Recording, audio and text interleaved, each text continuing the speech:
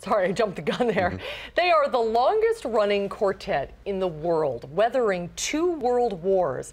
The Pro Arte Quartet is celebrating 100 years. How this group has stayed together and how they ended up calling Madison home is quite a story. The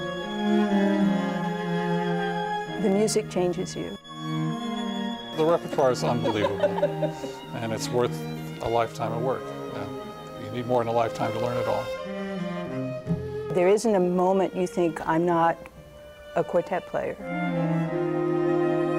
The group was founded in 1912 in Brussels, Belgium. And in 1940, they were playing in Madison at the Wisconsin Union Theater. And word came that Hitler had invaded their homeland, and they were basically exiled here. So the university offered them the chance to become artists in residence at the University of Wisconsin as an ensemble, as a group. That became the first group artist in residence ever anywhere in the world. So they stayed in Madison from 1940 on with changes in personnel. This year they turned 100. It's the only quartet in the history of the world, in the history of music, that has turned 100. The 4 of us since 1995. We rehearse 3 hours every morning, 5 days a week. It's an intimate, personal relationship. And yes, we can probably finish each other's sentences at this point, but we try not to.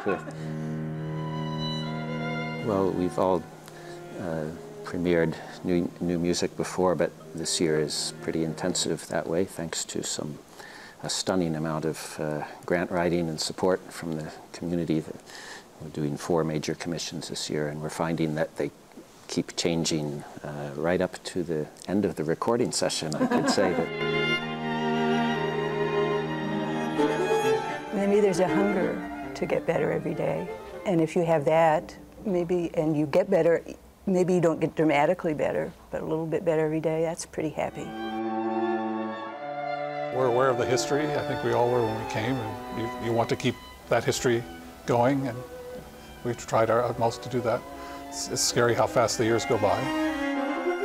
I think when I came to be in the quartet, it was intimidating to me that I was actually going to be playing with a quartet that I had heard of and that I owned recordings by, and I hoped I could live up to that legacy.